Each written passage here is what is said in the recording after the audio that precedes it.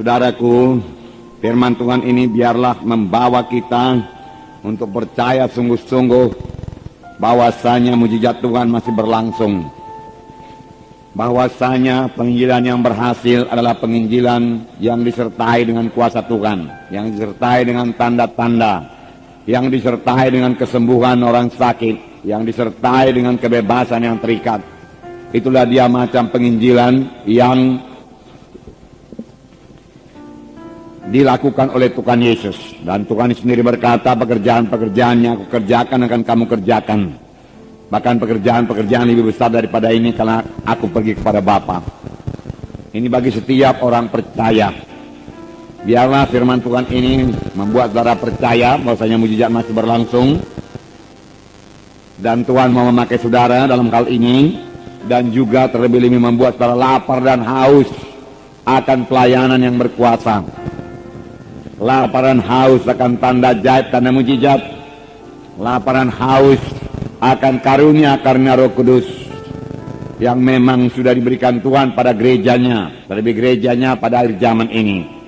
Firman Tuhan berkata, mintalah maka akan diberikan kepadamu, carilah maka kamu akan mendapat, ketuklah pintu maka pintu akan dibukakan bagimu. Siapakah yang mau mencarinya dengan sungguh-sungguh? Ya, siapakah yang sungguh-sungguh lapar dan haus akan kuasa Tuhan ini, maka dia akan memperolehnya. Ini saudaraku dicapai dengan membayar harganya, dengan memikirkannya, merenungkannya, merindukannya siang dan malam. Tentunya tidak lagi memikirkan pikiran-pikiran duniawi, pikiran daging, apalagi pikiran-pikiran dosa dan kejahatan yang lain. Supaya pikiran kita rohani dan kita merindukan perkara-perkara rohani. Amin saudara. Biar kita rindu akan perkara-perkara rohani ini. Terlebih penginjilan yang bukan yang dilaksanakan dengan berkata-kata saja. Tidak, saudaraku. Kalau saudara membaca kitab Kisah Para Rasul dan saudara menggarisbawahi atau menstabilo semua kesembuhan, semua tanda ajaib, tanda mujizat saudaraku dalam Kisah Rasul, maka hampir semuanya nanti akan saudara stabilo, saudaraku. Karena itu kisah perbuatan dari Roh Kudus. Amin. Ya, mujizat Tuhan banyak kali terjadi dalam Kisah Para Rasul. Dan biarlah pada akhir zaman ini lebih banyak lagi mujizat Tuhan. Amin. Kita akan membaca Kisah Rasul pasal 8 ayat 1 sampai 13. Kisah Rasul pasal 8 ayat 1 sampai 13. Saya baca satu ayat. Satu ayat, 1A, 1B yang mula-mula ini. Kemudian baca ayat selanjutnya sampai 13 saja, sampai 13. Amin. Saulus juga setuju bahwa Stefanus mati dibunuh. Pada waktu itu mulailah penganiayaan yang hebat terhadap jemaat di Yerusalem. Mereka semua kecuali rasul-rasul tersebar ke seluruh daerah Judea dan Samaria.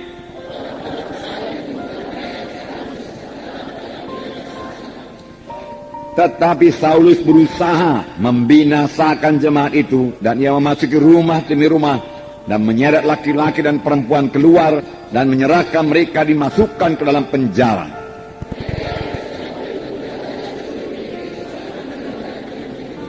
Dan Filipus pergi ke suatu kota di Samaria dan memberitakan Mesias kepada orang-orang di situ.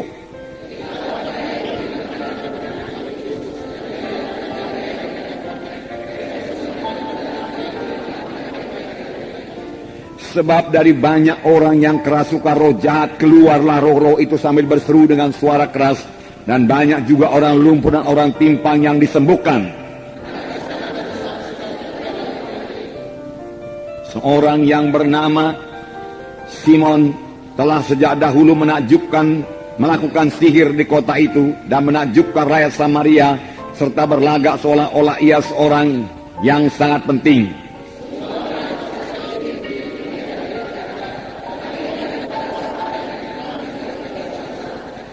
Dan mereka mengikutinya, karena sudah lama ia mentakjubkan mereka oleh perbuatan sihirnya.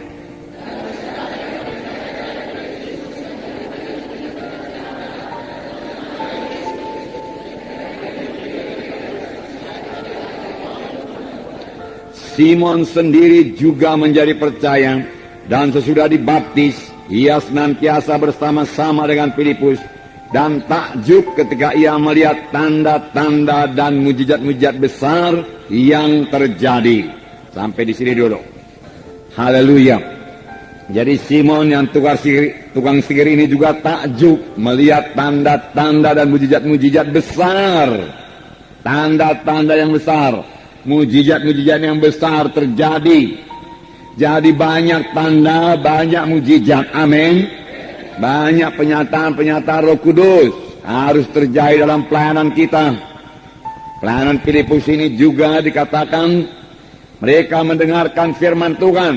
Tetapi mereka bukan hanya sekedar mendengar saja, mereka juga melihat tanda-tanda yang diadakannya.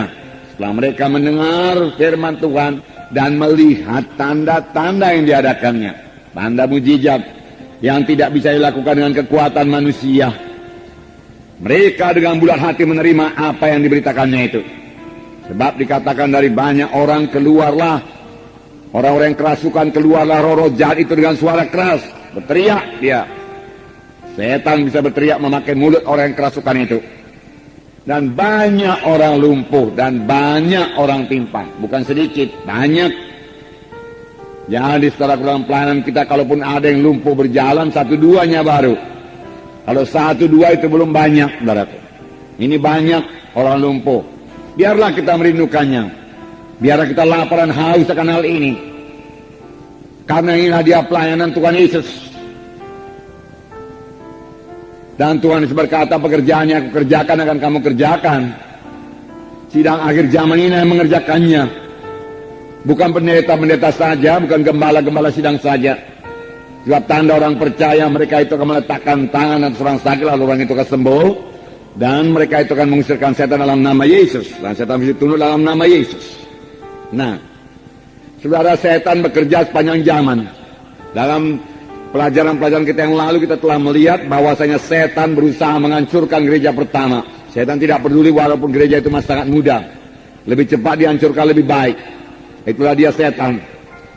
Ya, pada waktu terjadi mujizat Tuhan, orang lumpuh disembuhkan, saudaraku. Kemudian mereka mengancam rasul-rasul dan berkata kepada Petrus dan Yohanes, jangan lagi mengajar dalam nama Yesus. Kami tangkap engkau. Kami punya kuasa menangkap engkau. Kalau engkau mengajar lagi dalam nama Yesus, diancam. Tetapi ancaman ini bukannya menakutkan rasul-rasul, tetapi bahwa mereka berdoa dengan sungguh-sungguh dan berserah hati berdoa, sehingga saudaraku, gereja pertama bertumbuh dengan cepat dan kuasa dan mujizat Tuhan bertambah-tambah lagi dinyatakan. Amin, saudara. Firman Tuhan mengatakan demikian. Kemudian minggu yang lalu kita melihat setan berusaha lagi, saudaraku, merusakkan sidang dari dalam, yaitu melalui penipuan Ananias dan Sapira. Tetapi Petrus yang penuh dengan Roh Kudus mengetahui apa yang terjadi. Karunia perkataan pengetahuan bekerja. Jika Petrus mengetahui, Ananias kasih tahu, betulkah sekian harga tanah itu? Ananias berkata betul. Tapi nyatanya Ananias, saudaraku, berdusta, berbohong. Ananias tidak mengatakan yang sebenarnya. Itu namanya dusta, itu bohong. Saya katakan pada hari Minggu itu, janganlah ucapan kita, saudaraku, memberikan kesan yang lain daripada keadaan yang sebenarnya. Amin. Memberikan kesan yang lain. Hati-hati berkata-kata, supaya kita berkata-kata dengan tepat. Jangan membela diri.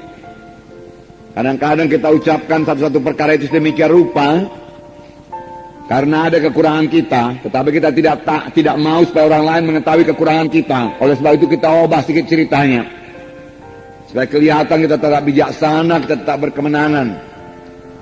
Walaupun ceritanya hampir-hampir sama, tapi tidak sama. Tapi kita memberikan kesan kepada orang itu, bukan kesan yang sebenarnya terjadi, lain daripada kejadian sebenarnya. Ini juga berdusta. Harap bertobat, bukan harap bertobat, harus bertobat. Amin.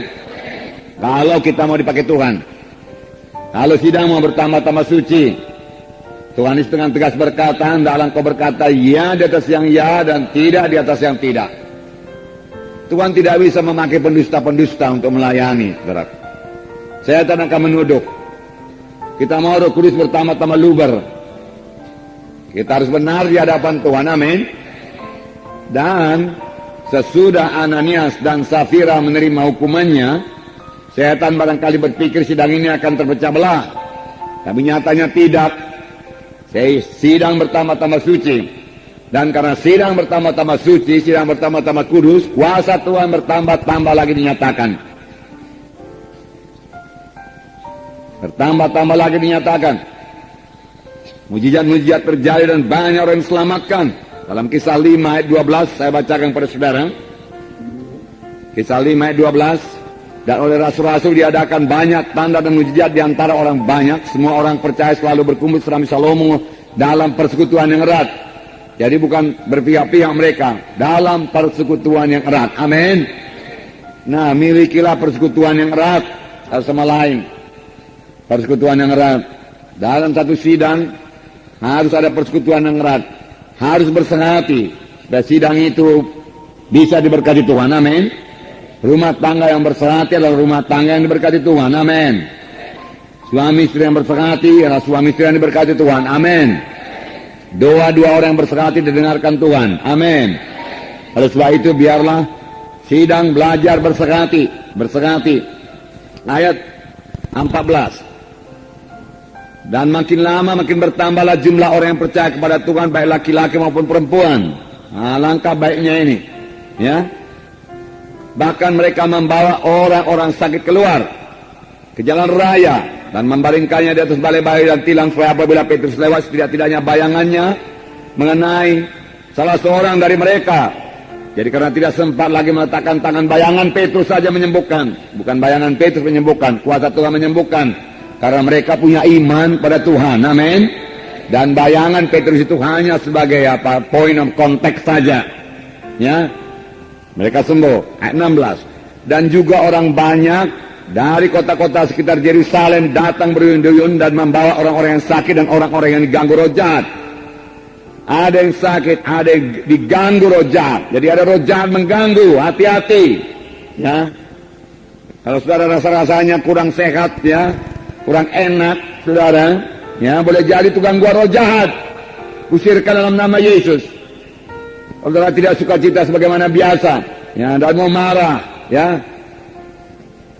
Ada gangguan roh jahat, biarlah kita awas-awas, waspada, amin.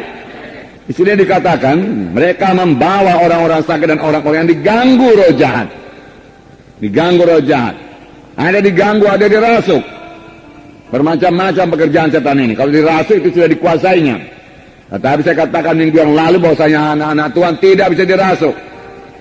Haleluya. Ya. Maka sebaliknya anak-anak Tuhan punya kuasa mengusir setan dalam nama Yesus. Dan harus berkata tidak kepada dosa. Amin. Puji Tuhan. Dan mereka semua, betul? Semua? Semua. Bagaimana? Disembuhkan. Dan mereka semua disembuhkan. Lihatlah itu. Banyak apa tidak tanda ajaib mujizat? Banyak. Ya, jangan berpuas, 1-2 sembuh, jangan berpuas. Banyak, banyak. Mari kita rindukan ini, saudaraku. Rindu akan tanda ajaib, tanda mujizat. Saudara, lalu mulut-mulut pengkritik itu akan bungkam semua kapan dia lihat tanda ajaib, tanda mujizat.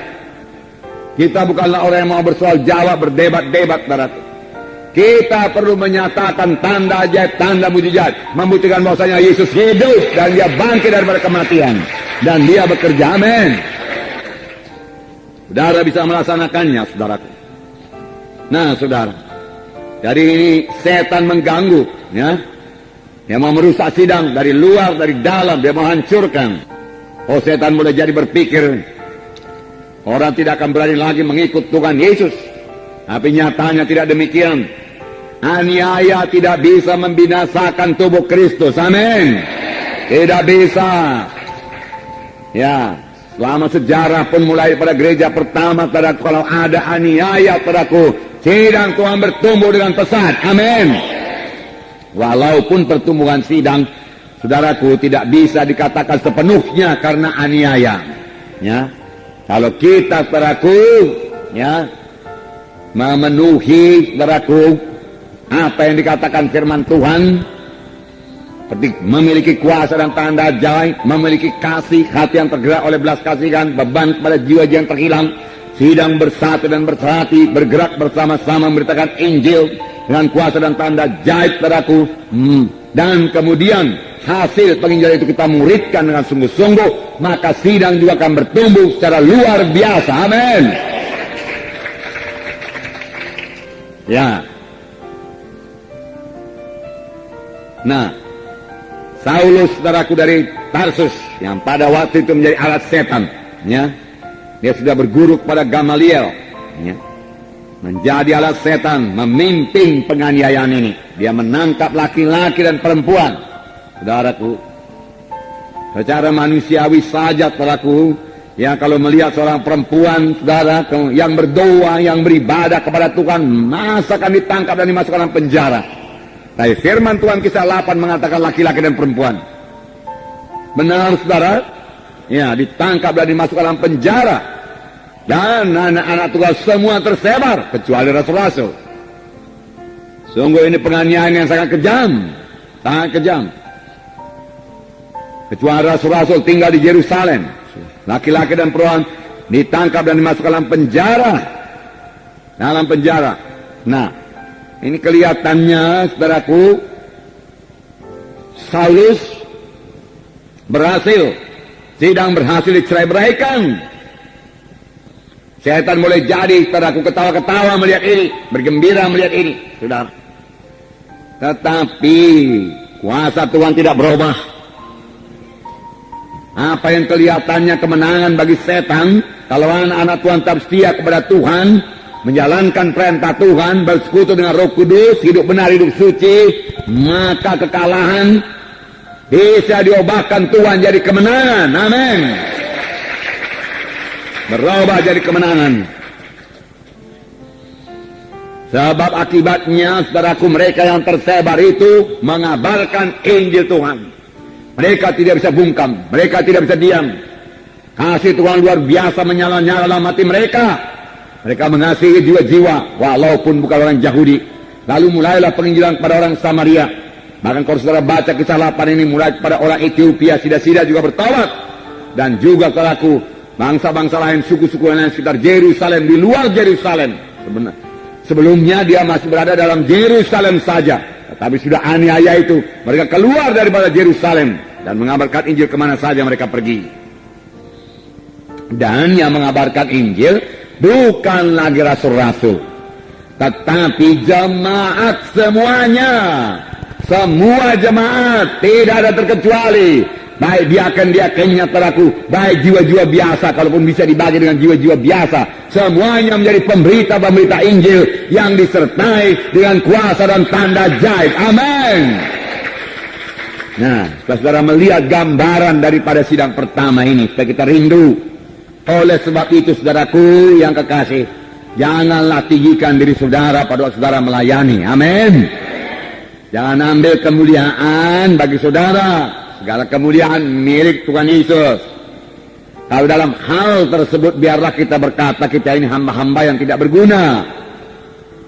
Untuk menunjukkan bahwasanya kita betul-betul tidak mengambil kemuliaan Tuhan, dan betul-betul rendah hati, dan betul-betul melaksanakan kehendak Tuhan kita. Bukannya kita tidak berguna, kita berguna, saudara. Amin, saudara. Ya. Tetapi kita harus memiliki roh pelayan yang sedemikian rupa, yang sedemikian merendahkan diri dan tidak mau menonjolkan diri, sehingga Yesus betul-betul kelihatan. Kita berkata kita ini hamba-hamba yang tidak berguna. Kami hanya melakukan apa yang patut kami lakukan saja, dan kita pun memang betul demikian, karena kita hanya bisa melayani dengan kuasa Tuhan. Kalau Tuhan tidak mengurapi, tidak memakai, kita tidak bisa berbuat apa-apa. Amin. Haleluya. Nah, puji Tuhan, saudaraku. Nah, saudara yang kasih dalam nama Yesus.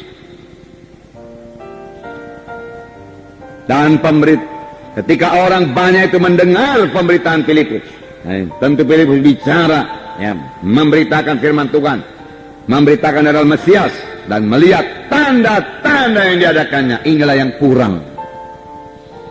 Kalau Marjamita semua sudah hebat, tanda-tandanya mana? Mujizat-mujizatnya mana? Rindukanlah itu, amin. Ya.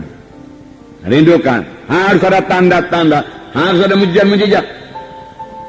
Ini karena kita melayani, saudaraku, di antara ya yang sudah Kristen tapi belum lahir baru, ya sudah biasa diajari sopan kalau mendengarkan firman Tuhan,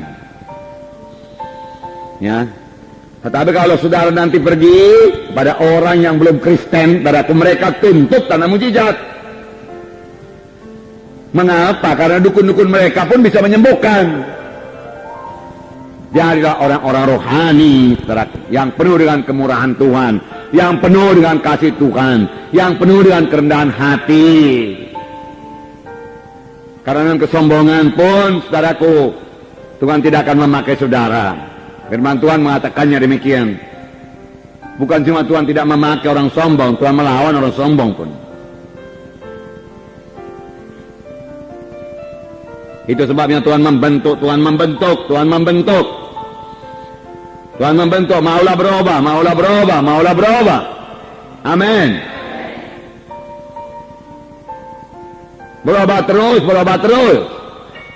Amin. Ya. Gunanya firman Tuhan ini untuk mengubahkan saudara, amin. Dia tiap-tiap hari berubah, tiap-tiap hari berubah. Karena Roh Kudus bicara tiap-tiap hari. Dan kemudian para kita mematuhi Roh Kudus. Apa yang tegurkan Roh Kudus segera kita tinggalkan. Amin. Haleluya. Tuhan berkati saudara sekalian.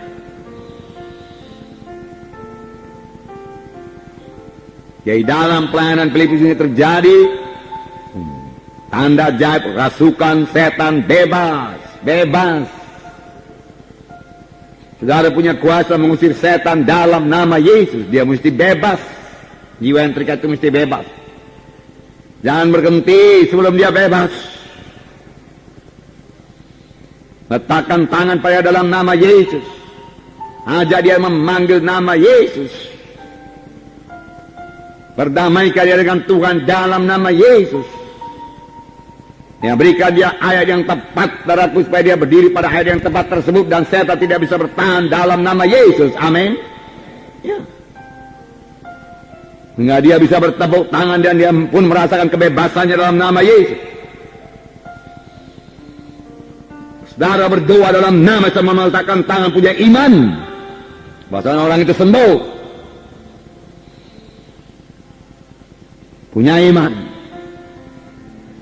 Nah, inilah penginjilan yang dikehendaki Tuhan Yesus. Dan seperti yang dijalankan oleh Tuhan Yesus. Bagaimanakah Tuhan Yesus melayani? Bagaimanakah Tuhan Yesus mengabarkan Injil? Ya, kuasa apakah yang ada pada Tuhan Yesus? Saudara, firman Tuhan jelas berkata, saya baca pasal Lukas 4:18. Tak tersembunyi kuasa Allah. Amin. Tak tersembunyi. Yang perlu kita ini ajalah saudaraku rindu sungguh-sungguh. Saudara, dan mau membayar harganya, berdoa, hidup suci, pikiran rohani. Amin. Kalau saudara baca buku Robert Liardon itu, saudaraku, dia bayar harganya. Dia hidup lain daripada orang dunia ini. Tidak seperti orang dunia ini, saudaraku. Orang dunia ini melajatkan kehendak daging, ya, hidup berlajat-lajat, menyenangkan kehendak tubuh ini, memuaskan keinginan daging, keinginan mata. Tetapi Robert Liardon, saudaraku, berdoa di kamarnya berjam-jam. Dia kepingin main basketball, saudaraku, tapi dia lebih kepingin lagi kuasa Tuhan. Bertahun-tahun. Dan dia diurapi Tuhan luar biasa, diberikan Tuhan hikmat luar biasa dan menjadi berkat bagi banyak orang. Dia membangun gereja yang besar, dia membangun sekolah Alkitab yang besar, saudaraku, dan dia mengelilingi dunia ini untuk memberitakan Injil. Amin.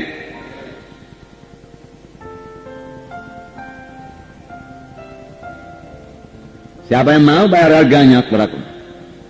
Kuasa Tuhan tidak tersembunyi. Lukas 4:18, roh Tuhan ada padaku, Oleh sebab ia telah mengurapi aku untuk menyampaikan kabar baik pada orang-orang miskin, dan ia telah mengutus aku untuk memberitakan pembebasan kepada orang-orang tawanan dan penglihatan bagi orang-orang buta, untuk membebaskan orang-orang tertindas, untuk memberitakan tahu rahmat Tuhan telah datang. Nah, Tuhan Yesus mengatakan, aku melayani bukan dengan kekuatanku, bukan dengan kehendakku, aku melayani dengan kehendak Bapakku. Nah, Roh Kudus ada pada aku dan ia mengurapi aku. Dengan urapan Roh Kudus dikatakannya, aku menyampaikan kabar baik. Aku tidak mau bicara tanpa urapan Roh Kudus. Dengan urapan Roh Kudus, aku melepaskan orang terikat, aku membebaskan yang tertawan. Dengan urapan Roh Kudus aku memberi penglihatan kepada orang buta, buta badani, buta rohani, dia katakan. Dengan urapan Roh Kudus aku membebaskan orang tertindas, bebas daripada kutuk dosa. Dengan urapan Roh Kudus memberitakan tahu rahmat Tuhan telah datang. Genaplah nasib. Amin, saudara. Jadi kuncinya apa? Urapan Roh Kudus. Roh Kudus yang sama yang mengurapi Yesus, Roh Kudus yang sama mengurapi saya, mengurapi saudara sekarang ini. Roh Kudus yang sama, bukan yang lain. Berarti saudara boleh kepadaku memberitakan Injil, boleh membebaskan yang terikat, amin, melepaskan yang tertawan, amin, dengan urapan Roh Kudus. Tapi apakah saudara penuh dengan Roh Kudus? Apakah saudara patuh kepada Roh Kudus? Apakah saudara bersekutu dengan Roh Kudus? Itu kuncinya sekarang. Tuhan Yesus berkata, apa yang kukatakan kepadamu kan berasal daripada Bapakku. Apa yang kudengar dikatakan Bapa, itu kusampaikan kepadamu. Intim apa enggak persekutuan dengan Bapa?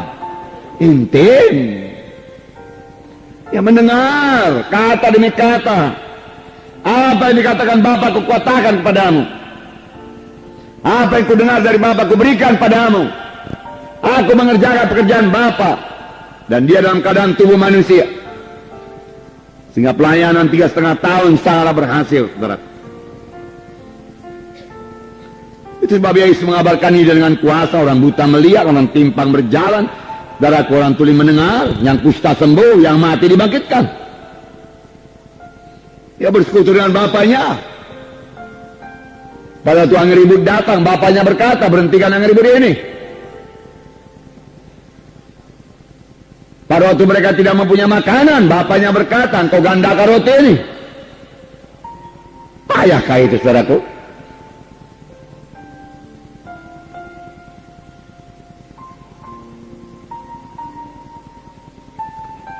Saudara misalnya menghadapi yang ribut, dan saudara dengar suara Tuhan, aku mau engkau berdiri di buritan kapal itu, dan berteriak dalam nama Yesus, badai berhenti engkau. Saudara dengar dari Roh Kudus demikian. Bisakah saudara melaksanakannya? Bisa. Bisa. Karena saudara beroleh rema. Amin. Yesus selalu beroleh rema dari Bapaknya. Ya. Inilah yang miskin sama kita ini, yang nggak tahu kehendak Tuhan.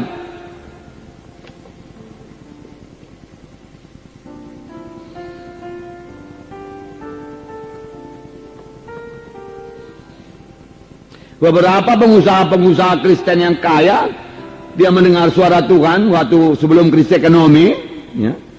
Tuhan berkata, tukarkan semua uangmu kepada dolar. Dia tukarkan, dan dia menjadi kaya 3 kali lipat, 4 kali lipat.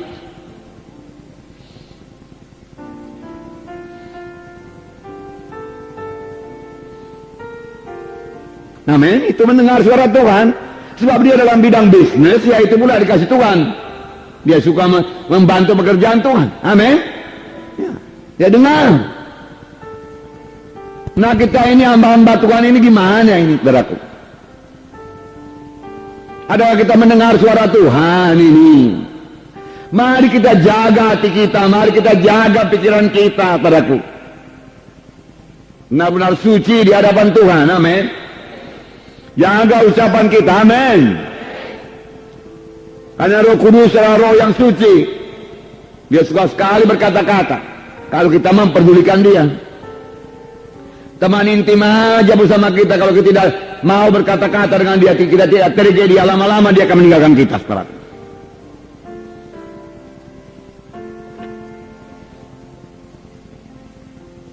Nah, ini kuncinya Roh Kudus. Matius 4 lalu terjadi mujizat. Contoh-contohnya Matius 4. Matius 4 ayat 23. Saya bacakan. Yesus berkeliling di seluruh Galilea, Ia mengajar dalam rumah-rumah ibadat dan memberitakan Injil kerajaan Allah, serta melenyapkan apa? Segala penyakit. Amin. Bukan flu lenyap. Kalau kanker nggak lenyap. Sesak napas bebas. Ya. Tapi kalau penyakit apa hati nggak sembuh. Bukan demikian. Sama aja sama Tuhan. Di sini dikatakan serta melenyapkan segala penyakit dan kelemahan di antara bangsa itu.